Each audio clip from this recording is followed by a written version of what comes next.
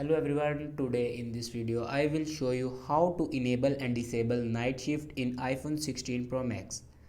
So first of all, before watching this video, don't forget to subscribe the channel and also press the bell icon.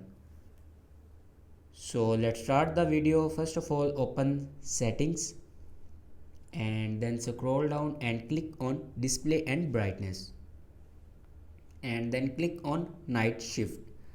And here you can see the option scheduled. Simply turn it on and after you can select here date and time. Here you can turn on date or time and you can select a time, and you can turn off it and then go back and you can select it manually enable and until tomorrow.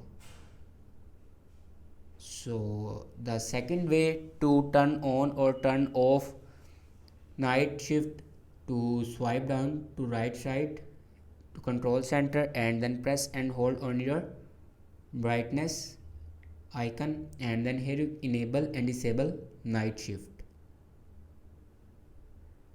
So this is the way to enable and disable night shift in iPhone 16 Pro Max.